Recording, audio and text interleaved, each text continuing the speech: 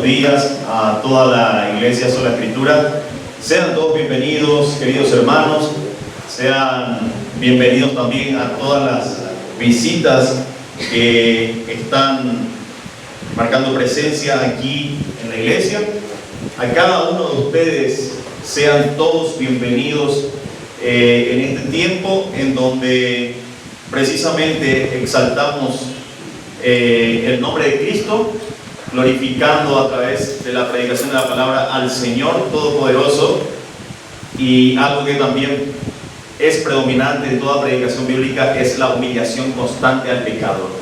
Así que eso es lo que hace la palabra del Señor. Es lo maravilloso de la palabra del Señor, en donde se glorifica al Señor, se exalta a Cristo y se humilla constantemente al pecador. Así que al final vamos a dejar el tiempo para dar una bienvenida más extensa a todos ustedes. Un domingo más que el Señor nos regala por gracia, un domingo más en donde nos regocijamos en que el Señor nos ha sostenido esta semana que ha pasado, mediante su gracia nos ha guardado, nos ha cuidado y nos gozamos, queridos hermanos, por ello. Bien. El domingo anterior hemos concluido la primera parte del libro de Efesios. Para los que no están familiarizados con la temática de la predicación, estamos haciendo una predicación expositiva del libro de Efesios. El domingo anterior hemos concluido la primera parte, es decir, desde el versículo 3 al 14, en donde el apóstol Pablo desde la cárcel ha escrito a la iglesia de Éfeso que el denominador común que Pablo ha utilizado fue la gracia del Señor. Dios en la eternidad pasada escogiendo a pecadores para salvación, porque nos bendijo con toda bendición espiritual en los lugares celestiales en Cristo. Eso es el trabajo, por decirlo así, del Señor en la eternidad pasada. Pero también vemos desde el versículo 7 del capítulo 1 de Efesios, dice que fuimos aceptos en el amado. Al final del 6 dice fuimos aceptos en el amado. Y luego el 7 dice en quien tenemos redención por su sangre, para perdón de los pecados. Solamente Cristo Jesús ofrece salvación. Solamente mediante la obra de Cristo Jesús en la cruz del Calvario, un pecador puede ser redimido. Y este trabajo no queda allí. El trabajo de Dios al escogernos en la eternidad pasada, Cristo muriendo en la cruz del Calvario por cada uno de nosotros, no termina allí. También vemos una garantía que tenemos de ese trabajo, el cual es el sello del Espíritu Santo, según los versículos 13 y 14. Entonces, hemos concluido el domingo anterior esa primera parte del libro de Efesios. Ahora vamos a continuar, precisamente vamos a abarcar un pasaje más amplio, vamos a abarcar los versículos 15 al 23. Lo he titulado este sermón, el poder y la supremacía de Cristo. El poder y la supremacía de Cristo. Ahora, por un momento, imaginen que están en una habitación oscura, muy oscura. Por un momento imaginen que están en una habitación muy oscura y como plus, con los ojos vendados. Si ya estamos en una habitación oscura, imaginemos que tenemos los ojos vendados. Pero dentro de nosotros sabemos que hay algo maravilloso frente a nosotros. Estamos en una habitación oscura con los ojos vendados, pero sabemos que frente a nosotros tenemos algo maravilloso. Pero no podemos tocarlo, mucho menos verlo. De repente, alguien enciende la luz y nos quita la venda. Ahora podemos ver claramente lo que antes solamente suponíamos o lo que antes intuíamos quizás. Un tesoro de valor incalculable, lleno de riquezas y también de promesas. Y esto es precisamente, queridos hermanos, lo que el apóstol Pablo desea para los creyentes, o deseaba para los creyentes en Éfeso en aquella época, y por ende, por extensión y por aplicación también para nosotros el día de hoy. En este pasaje Pablo ora para que Dios abra los ojos de nuestros corazones y nos permita ver la grandeza de su poder, de su gloria, de la herencia que tenemos en Cristo y de la esperanza a la que hemos sido llamados. Voy a pedir que abra su Biblia en Efesios 1, de los versículos 15 al 23. Presten mucha atención a lo que dice el apóstol Pablo, o lo que dice el Señor mediante el apóstol Pablo. Efesios capítulo 1, versículos 15 al 23. Dice: por esta causa también yo, habiendo oído vuestra fe en el Señor Jesús y de vuestro amor para con todos los santos, no ceso de dar gracias por vosotros, haciendo memoria de vosotros en mis oraciones, para que el Dios de nuestro Señor Jesucristo, el Padre de gloria, os dé espíritu de sabiduría y de revelación en el conocimiento de Él, alumbrando los ojos de vuestro entendimiento, para que sepáis cuál es la esperanza a que Él os ha llamado, y cuáles las riquezas de la gloria de su herencia en los santos, y cuál la supereminente grandeza de su poder para con nosotros los que creemos, según la operación del poder de su fuerza, la cual operó en Cristo, y resucitándole de los muertos y sentándole a su diestra en los lugares celestiales, sobre todo principado y autoridad y poder y señorío, y sobre todo nombre que se nombra, no solo en este siglo, sino también en el venidero, y sometió todas las cosas bajo sus pies, y lo dio por cabeza sobre todas las cosas a la iglesia, la cual es su cuerpo, la plenitud de aquel que todo lo llena en todo. Vamos a orar. Padre, nos regocijamos como iglesia porque tenemos acceso a tu palabra, Señor. Gracias por la libertad que tenemos de reunirnos como iglesia y por sobre todo de tener acceso a tu palabra. Gracias por los hermanos que han llegado hasta aquí, por las visitas. Pedirte, Señor, que cada uno de nosotros pueda sentirse desafiado y confrontado por tu palabra, Señor. Reconocemos que solamente Jesucristo ofrece perdón, ofrece redención y ofrece salvación para todo aquel que se acerca a ti genuinamente, Señor. Mi Dios, que tu Espíritu Santo nos guíe hacia tus propósitos y que tu voluntad se cumpla, Señor, para con tu iglesia. Desecha nuestro orgullo, nuestra altivez, e implanta en nosotros humildad. La necesitamos para recibir tu palabra. Que tu mismo Espíritu Santo me use en este tiempo como a un instrumento, Señor. Dejo este tiempo de la predicación en tus manos, de principio a fin.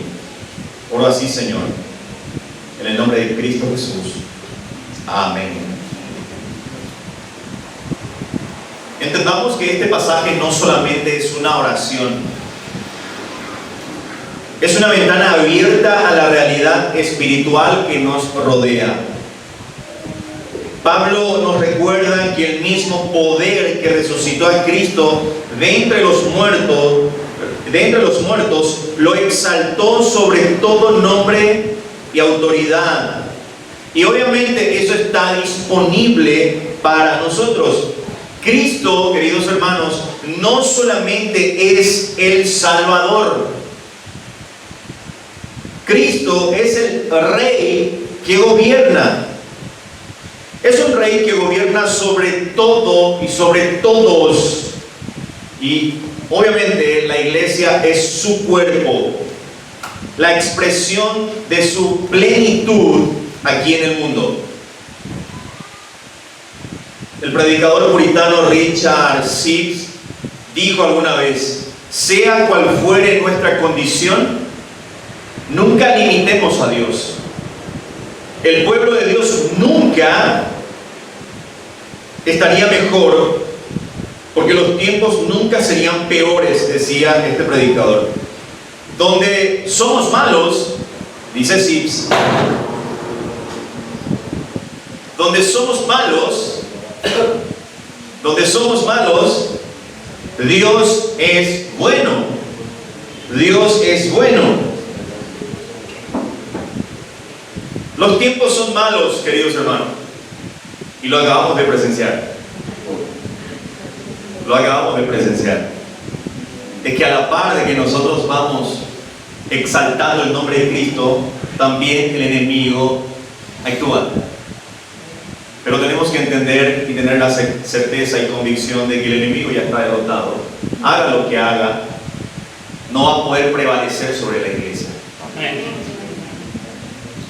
Continúo la cita de Sibbes, donde dice: donde somos malos, Dios es bueno. Los tiempos son malos, pero Dios es bueno. Él puede alterar todo. Cuando no haya esperanza de escape, dice Sibbes, ni probabilidad alguna, Dios puede transformar la situación para bien. Fin de la cita. Pablo comienza expresando su gratitud por la fe y el amor de los creyentes en Éfeso. Pablo expuso que los de Éfeso fueron escogidos soberanamente por el Señor, Cristo entregando su vida por ellos, y el Espíritu Santo sellándolos de alguna u otra forma. Pablo dice: sí, esa es la condición de cada uno de los que están en la iglesia de Éfeso, pero no se deben de quedar allí. Tienen que vivir a la altura de su llamado, dice Pablo. No es solamente alardear de que fuimos escogidos, de que fuimos predestinados. Eso debe de plasmarse en cada una de nuestras vidas, en la vida cotidiana, valga la redundancia.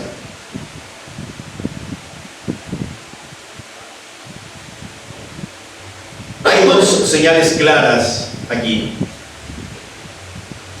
la gratitud por la fe y el amor de los creyentes en Éfeso.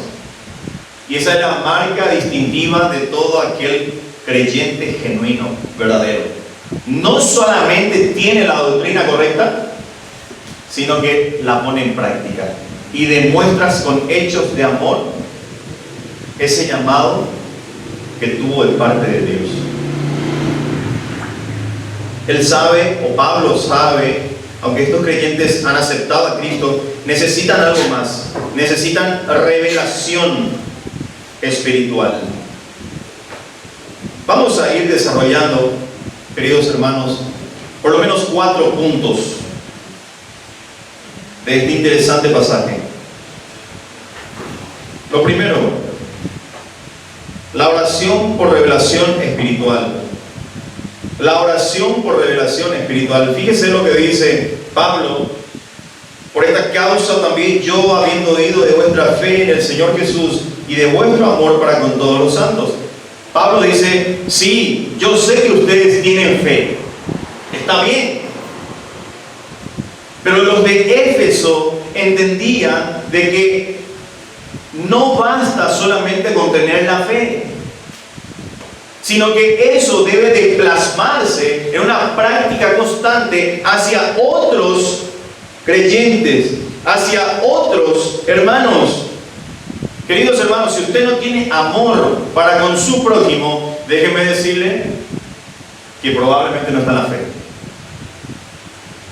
Porque la marca distintiva del creyente es tener amor hacia su hermano. independientemente a cómo sea el hermano. La Biblia no nos dice, ámense unos a otros si es que, no. Nos dice, ámense unos a otros. Perdónense unos a otros.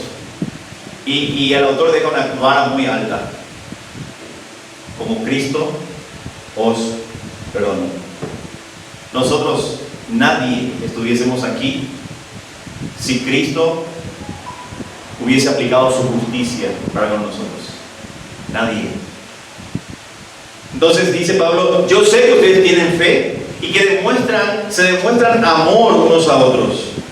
Dice Pablo en el versículo 16, no ceso de dar gracias por vosotros, haciendo memoria de vosotros en mis oraciones. Recordemos el contexto. Pablo estaba en la cárcel cuando escribió esta carta.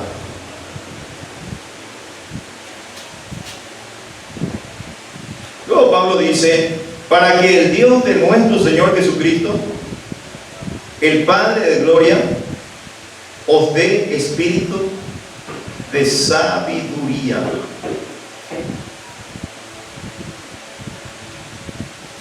En este pasaje Pablo ora para que Dios les dé a los creyentes el espíritu de sabiduría y de revelación, para que puedan conocerle mejor. La palabra griega para sabiduría es sofia, que se refiere, escuche bien, a un entendimiento profundo y práctico de las cosas de Dios. Es decir, no basta solamente tener un conocimiento sólido de Dios, sino que la sabiduría también se refleja en las cosas prácticas. Van de la mano, queridos hermanos. Por otro lado, revelación implica un descubrimiento divino, algo que no solamente Dios puede mostrar. Pablo no está hablando de un conocimiento intelectual, sino de una iluminación espiritual que transforma nuestra manera de ver a Dios. Queridos hermanos, necesitamos una revelación espiritual para poder conocerle mejor al Señor. Pero no me refiero a una revelación que muchas corrientes o muchas iglesias la denominan y la practican. Dios me habló, Dios me dijo, Dios me mostró. No se trata de eso. No se trata de eso. Para que tengamos un conocimiento más profundo de las Escrituras, es interesante, importante entender de que necesitamos precisamente ir al Espíritu Santo para que Él nos dé un espíritu de revelación de las cosas espirituales.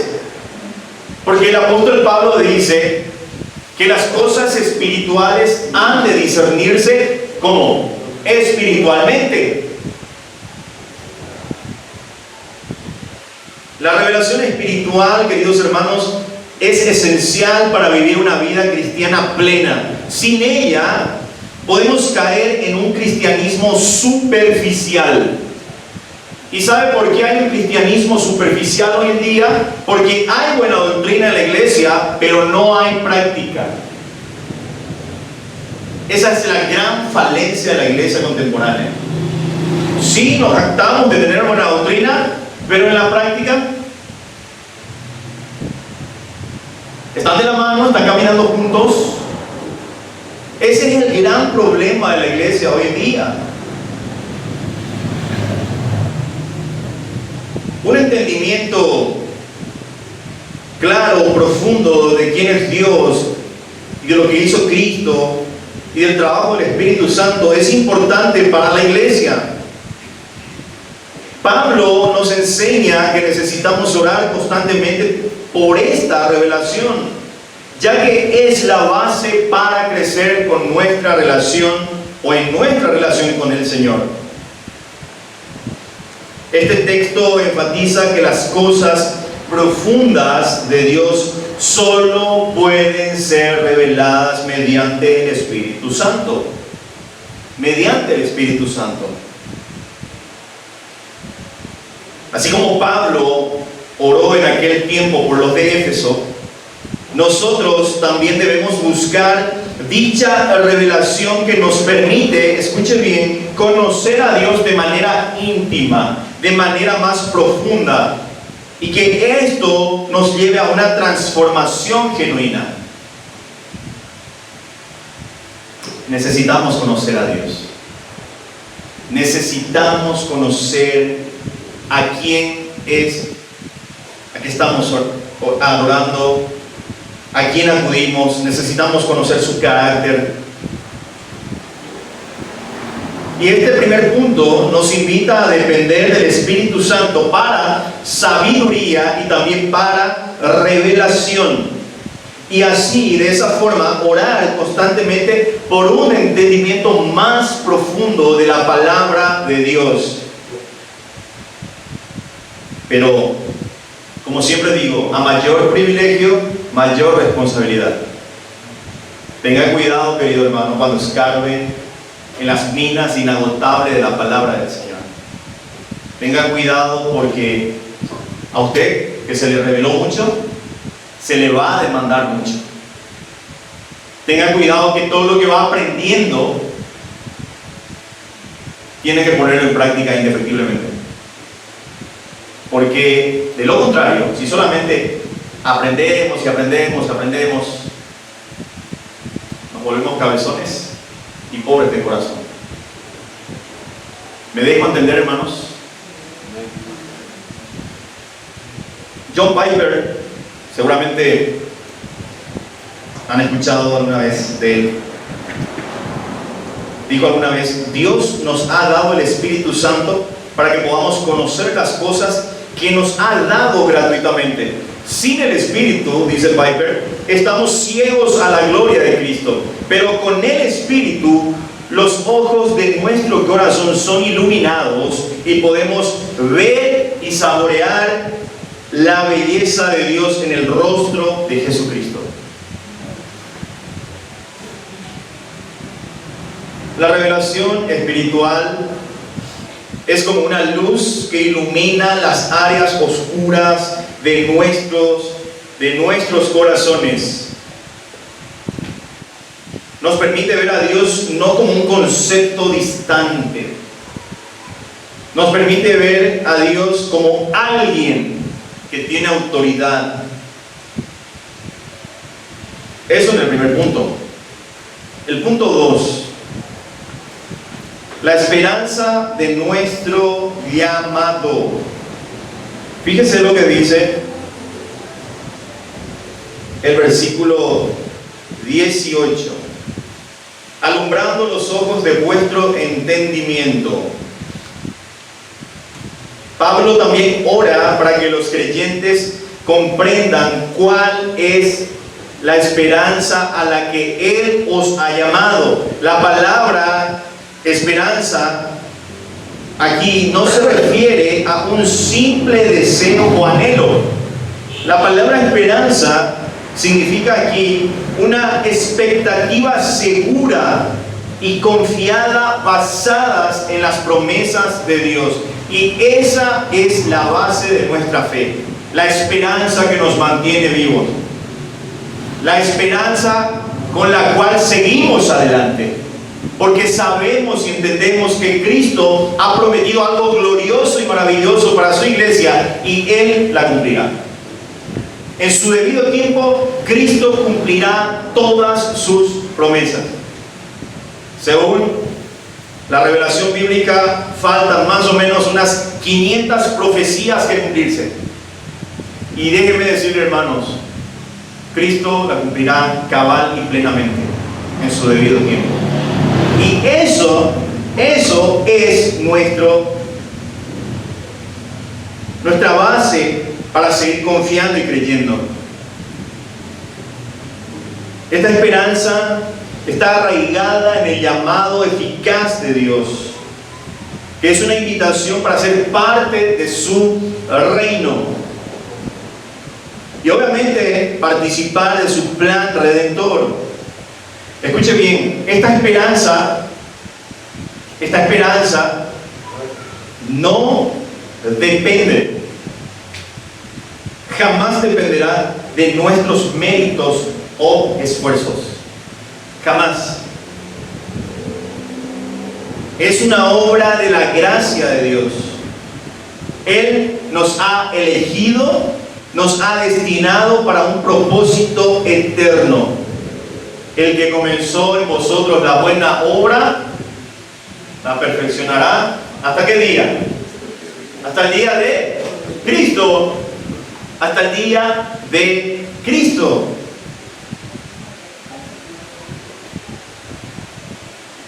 Y esta esperanza nos sostiene en los momentos difíciles. Esta es la esperanza que nos sostiene en los momentos duros que enfrentamos. Porque el camino del cristianismo no es un camino con alfombras rojas.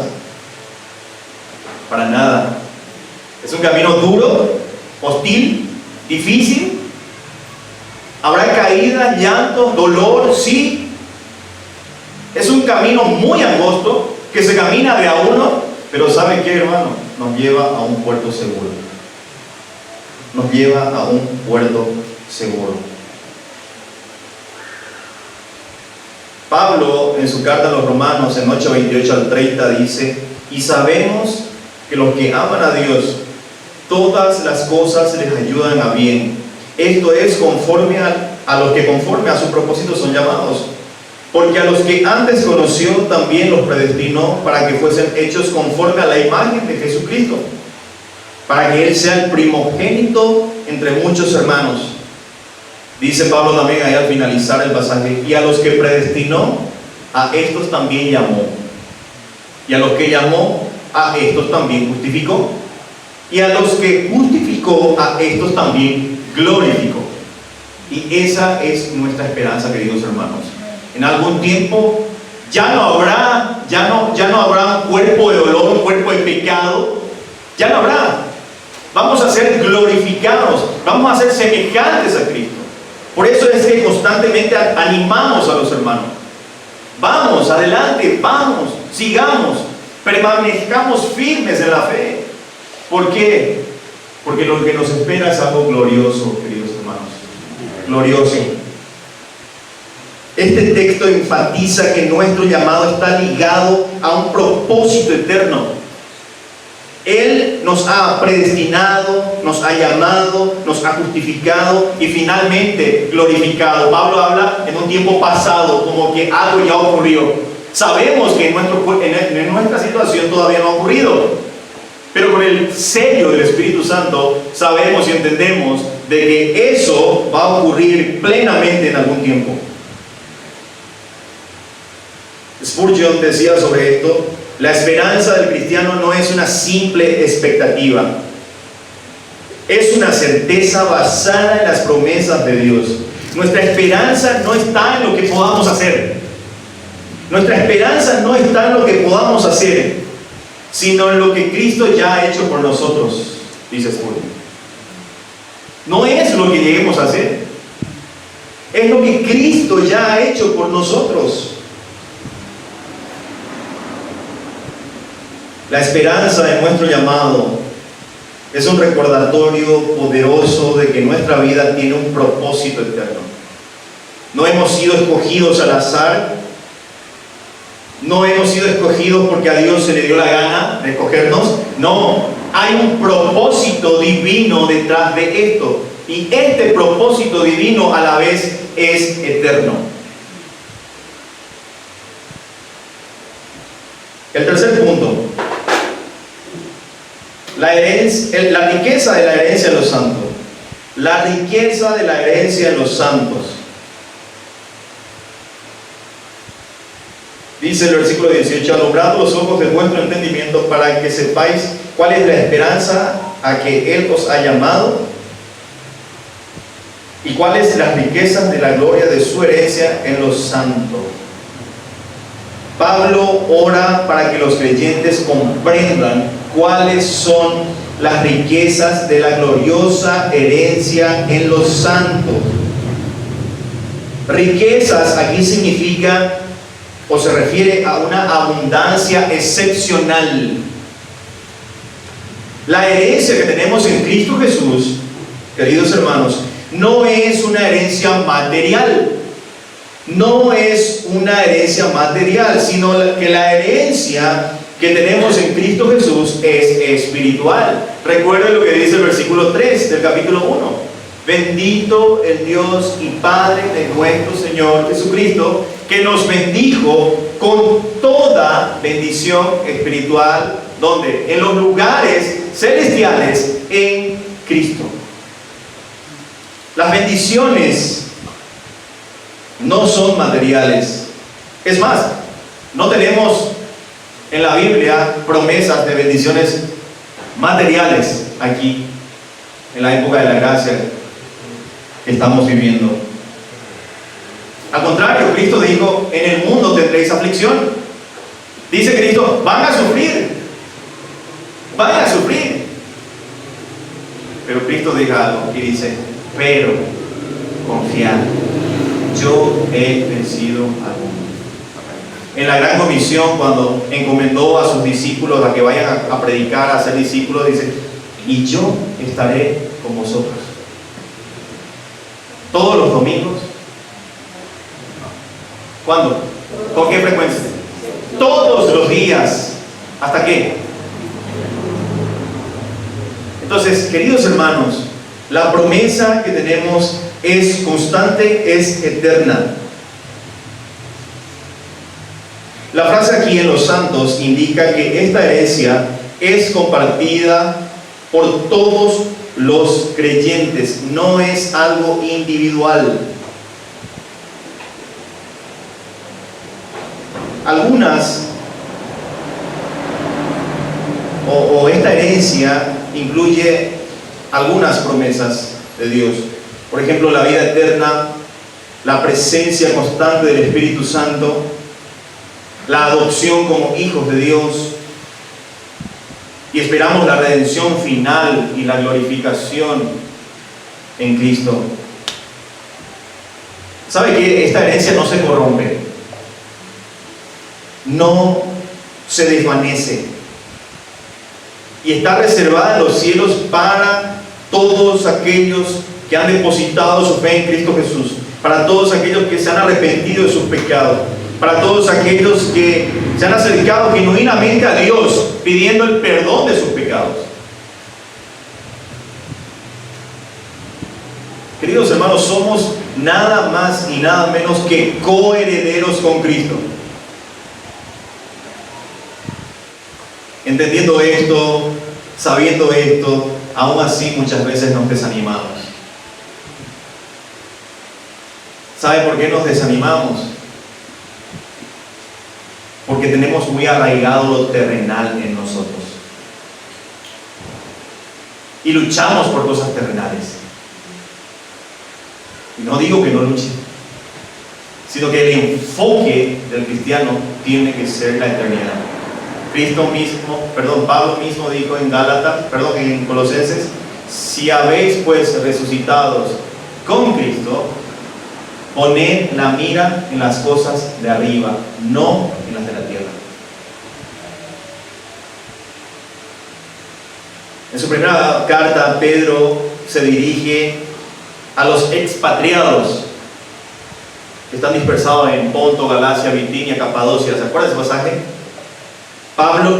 Pedro les anima a ellos con una carta, la primera que hizo, en primera de Pedro, capítulo 1, versículos 3 y 4, y dice, bendito sea el Dios y Padre de nuestro Señor Jesucristo, que según su grande misericordia nos hizo renacer para una esperanza viva, por la resurrección de Jesucristo de los muertos.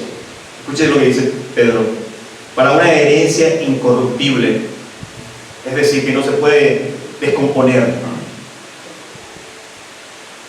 incontaminada, inmarcesible que no se puede marchitar, reservada ¿dónde? En los cielos para vosotros. Y esa es nuestra esperanza. John MacArthur dijo sobre esto, la herencia del creyente es tan gloriosa que supera cualquier cosa que este mundo pueda ofrecer.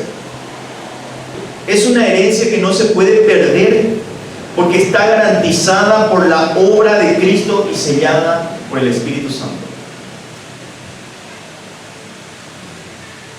La riqueza, queridos hermanos, de nuestra herencia en Cristo nos recuerda que somos hijos del Rey.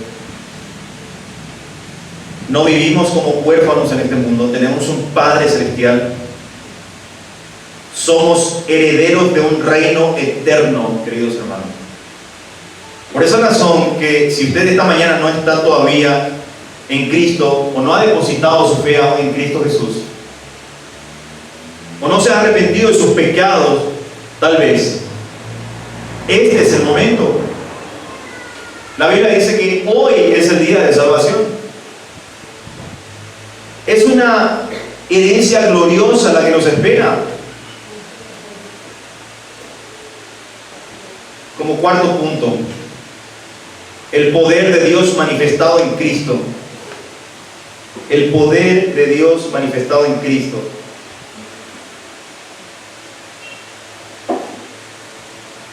Fíjese lo que dice los versículos 19 al 23. Y cuál la supereminente grandeza de su poder para con nosotros los que creemos, según la operación del poder de su fuerza, la cual operó en Cristo, resucitándole de los muertos y sentándole a su diestra en los lugares celestiales, sobre todo principado y autoridad y poder y señorío y sobre todo nombre que se nombra, no solo en este siglo, sino también en el venidero, y sometió todas las cosas bajo sus pies y lo dio por cabeza sobre todas las cosas a la iglesia, la cual es su cuerpo, la plenitud de aquel que todo lo llena en todo. Pablo describe aquí la incomparable grandeza del poder de Dios. ¿Y sabe dónde se ha manifestado? Se ha manifestado en la resurrección y exaltación de Cristo. Porque Pablo aquí exalta que Dios demostró su poder, primeramente resucitándole a Cristo de entre los muertos y luego exaltándole y poniéndole por encima de todo principado y le dio toda potestad.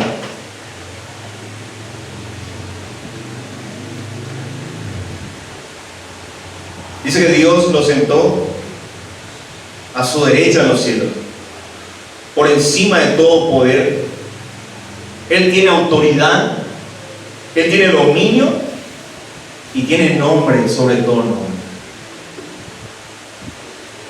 Así que si usted ve quizás las noticias por ahí y escucha el país más poderoso del mundo o el rey más poderoso del mundo, es nada frente a Cristo.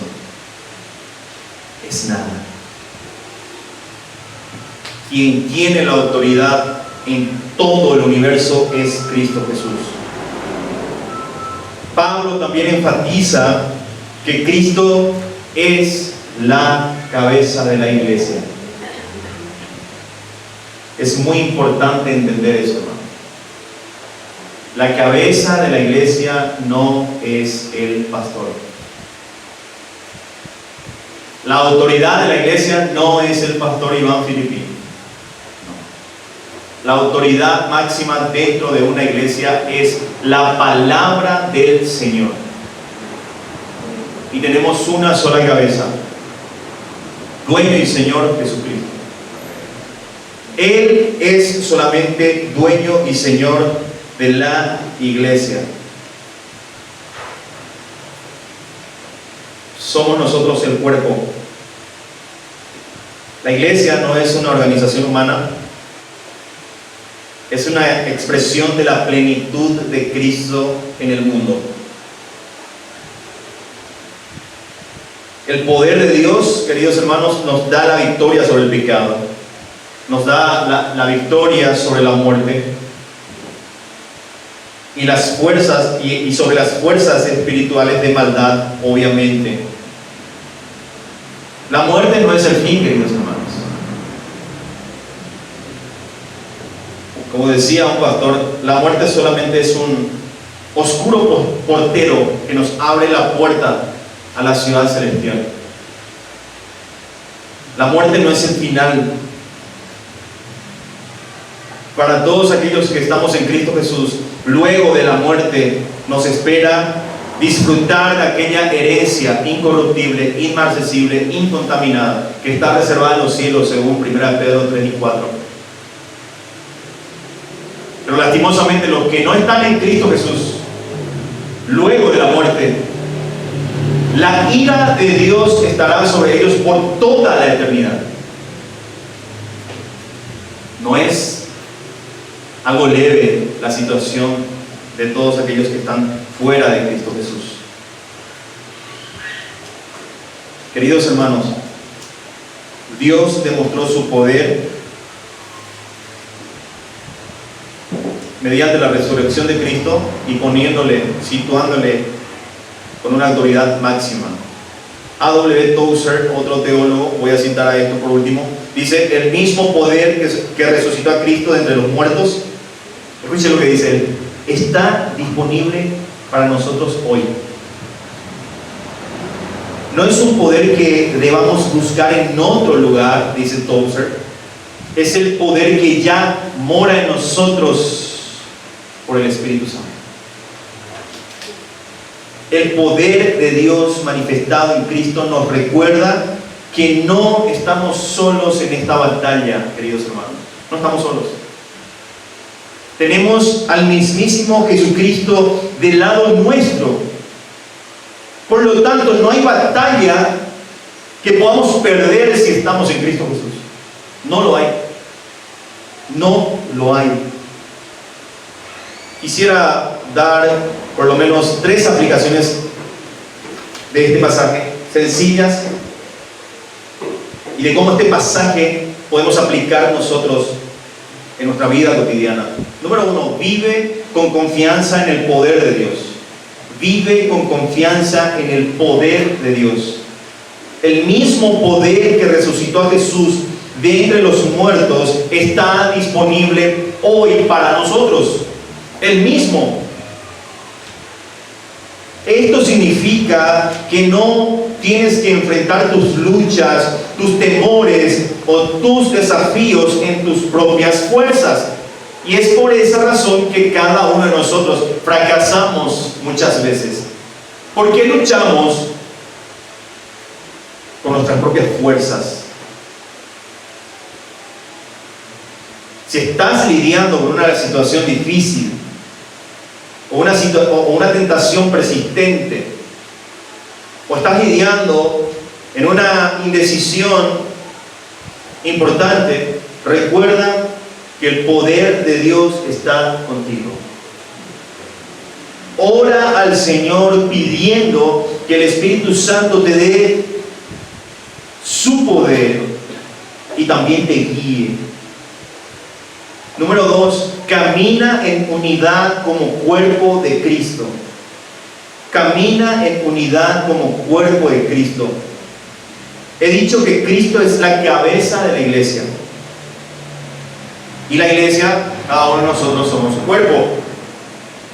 Esto significa que no estamos llamados a vivir, escuche bien, de manera aislada, sino que estamos llamados a estar en comunión con otros creyentes. Todos juntos, en conjunto, cada uno de nosotros, hablando también grupalmente, somos la expresión de la plenitud de Cristo en el mundo. Participen activamente, queridos hermanos, en la iglesia. Apóyense entre hermanos. Oren unos por otros. Esto es muy importante lo que voy a decir. Rechacen la división y busquen la unidad. Vuelvo a reiterar porque esto es muy importante. Rechacen la división y busquen la unidad. Sencillamente porque todos juntos somos parte de la misma familia de Cristo. Y si usted no puede soportar compartir un momento con su hermano, como decía un pastor, ¿cómo piensa pasar toda la eternidad con él allá en el cielo? Amén, hermanos. Amén. Número 3. Proclama la autoridad de Cristo en tu vida. Cristo ha sido exaltado sobre todo poder. Cristo ha sido exaltado sobre toda autoridad. Cristo ha sido exaltado sobre todo nombre. Y como parte de su cuerpo, estamos llamados a vivir bajo su autoridad.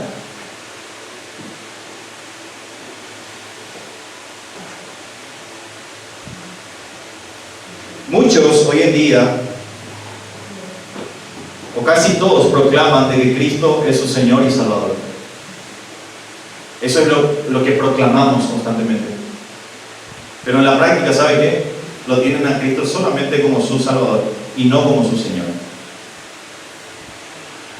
Cristo es, por excelencia, nuestro Señor y Salvador. Al ser nuestro Señor, tenemos que vivir bajo su autoridad. No se trata de que yo pienso que me gusta, no me gusta. Se trata de agradar a Cristo. Porque Él es Señor y dueño de la iglesia. Queridos hermanos, agrade a Cristo solamente. Pero hay algo ahí. Si usted agrada a Cristo, eso se va a reflejar con su hermano. Indefectiblemente. Indefectiblemente. Reconoce a Cristo como tu Señor, sometiéndote a Él en tus decisiones, en tus relaciones, en tus metas. Queridos hermanos, este pasaje, para concluir, nos recuerda que somos creyentes. Nos recuerda que como creyentes tenemos acceso al poder de Dios, tenemos acceso a una esperanza segura y tenemos una herencia gloriosa en Cristo. Estas verdades, queridos hermanos, nos llaman a vivir en confianza, en unidad y propósito. Espero que esta parte de las Escrituras hayan podido llegar a lo más profundo de nuestros corazones y pueda transformarnos, porque la palabra del Señor sigue teniendo el mismo poder de transformar a cualquier persona. Cristo es suficiente y en Él tenemos todo, absolutamente todo lo que necesitamos. Amén. Amén. Que el Señor les bendiga, hermanos. Voy a pedir que se pongan en pie. Vamos a concluir este tiempo con una oración.